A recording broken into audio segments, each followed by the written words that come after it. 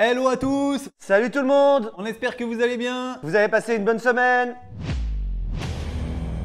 Pour soutenir la chaîne, pensez à vous abonner, liker et commenter. Merci! Nous en tout cas, on est très contents d'être de retour pour cette review. Une semaine de plus, une montre de plus. Alors aujourd'hui, on va vous parler d'une petite montre Seiko.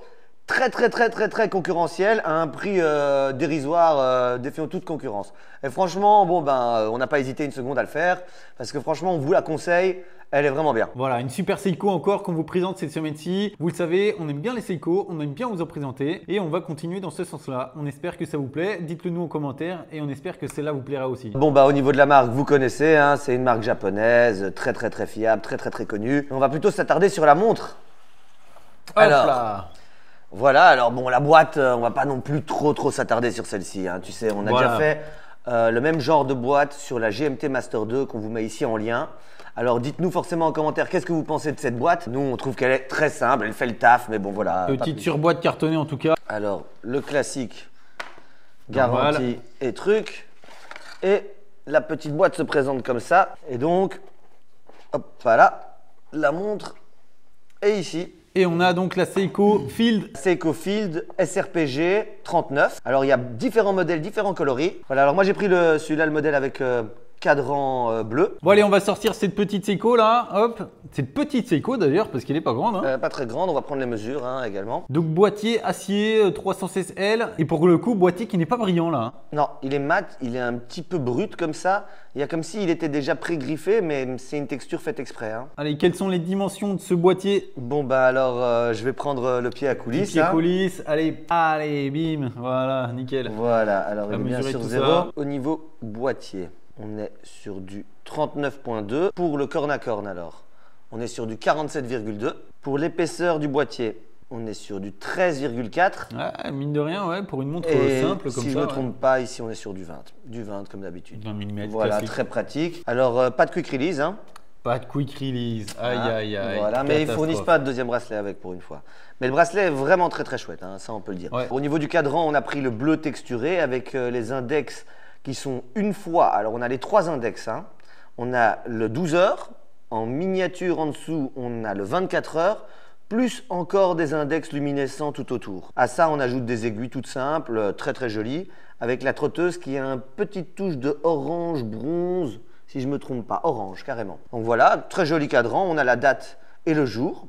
Il y a plusieurs couleurs de cadran, non? Alors oui, il y a SRPG 39, il y a SRPG 29, il y a SRPG 35, donc voilà, il y a une couleur verte, il y a une couleur un petit peu kaki, il y a une couleur un petit peu goldée, il y a une couleur noire, il y a une couleur bleue. Donc franchement, ils ont fait pas mal de couleurs différentes et de dérivés de cadran. Et donc là, on a un modèle quand même assez classique. Alors ce qui est sympa, hein, qu'on voit tout de suite sur le cadran, c'est qu'on a un guichet de date avec le jour et la date. On aime bien ça, il y a souvent ça chez Seiko et c'est souvent assez agréable. Là, pour le coup, on a le jour en rouge et la date en blanc. Voilà, donc assez agréable à avoir comme ça à chaque fois sur ce type de montre, très sympa. Donc du coup, tu le disais, bracelet très agréable à porter, bracelet en cuir. Il est épais hein, ce bracelet. Hein. Il est épais. Il est épais, il est un peu molletonné comme ça. Hein. Il a quelque chose de très sympathique. Il est assez agréable à porter effectivement. Une boucle ardillon tout à fait classique.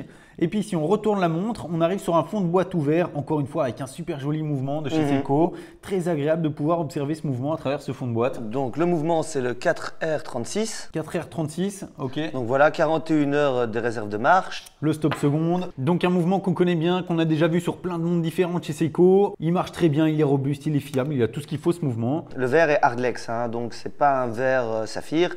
Bon, pour le prix, ça semble logique. Bon, on va vous parler du prix aussi également un petit peu plus tard. Mais voilà, vers pas saphir quoi. Alors, elle est à quel budget cette montre? Bon alors, le budget de cette montre est quand même vachement concurrentiel. On est à 270 € neuf, donc c'est très concurrentiel. Avoir un mouvement automatique pour ce prix-là. D'accord, il n'y a pas le verre saphir, mais bon, très bon prix, il n'y a rien à dire. Ils sont forts chez Seiko. Tout à fait. Bon alors Mick, est-ce que tu la porterais dans la vie de tous les jours cette montre? Bah alors, effectivement, oui. Elle me plaît énormément. La taille du boîtier est juste un rien en dessous des 40. Le cadran est vraiment très joli. Franchement, elle me plaît énormément. Elle est très simple. Elle est vraiment très sympa. Oui, je pourrais la porter tous les jours, ouais, sans problème. Et toi, Nico, alors? Alors moi, je la porterai pas dans la vie de tous les jours. Clairement, je fais mon difficile. Hein, voilà. Ça fait quelques semaines que je refais mon difficile. Là, ça y est, c'est parti. Donc non, je la porterai pas. J'aime pas l'association du bracelet noir avec le cadran bleu. Je suis pas fan. Et puis même ce cadran bleu, il est trop classique pour moi, il est pas soleillé, tu vois, il n'y a pas de… Il n'y a rien qui me donne envie de la porter cette montre. Ok, donc comme quoi il y a différents goûts et différents avis. Hein. Totalement. Vous nous direz également en commentaire si vous la porteriez, qu'est-ce que vous en pensez. Dites-nous si vous-même peut-être vous l'avez déjà. Quoi qu'il arrive, voilà, on espère que cette vidéo vous a plu. Hein. Mais avant tout, on va parler de petits derniers détails. Alors Nico, toi tu portes quoi là au poignet? Ah bah alors moi je porte la Sailmaster un proto qu'on vous a présenté il y a quelques semaines déjà dans une vidéo dans laquelle on vous demandait s'il fallait la produire ou pas. Donc on est encore un peu dans l'expectative là et voilà, on continue à porter, on se demande si on la sortira ou pas cette montre. Tu es en train de la tester quoi en ce moment, tu fais tous les check-up quoi. Alors moi je porte aussi à la Begoff, hein, équipé Begoff, équipé 100% Begoff aujourd'hui, la MJ02, hein, chiffre romain, moi j'aime bien avec le cœur ouvert, on voit magnifiquement tous les petits mouvements, franchement c'est vraiment très joli hein, en tout cas. Voilà, alors n'hésitez pas non plus à aller voir notre site internet, notre Instagram ou notre Facebook, donc voilà pour voir un petit peu ce qu'on fait. On vous souhaite quand même une excellente journée en espérant que ça vous a plu. Hein. Nous ça a été un plaisir de vous présenter cette petite Seiko en tout cas, on adore ce genre de montre, on aime bien vous les présenter, donc ce sera toujours un plaisir de le faire. Bon bonne soirée, bonne journée, à la semaine prochaine. On vous souhaite une très bonne soirée, journée, tout ce que vous voulez, on se dit à la semaine prochaine pour une nouvelle review. Salut à tous! À très bientôt, ciao ciao!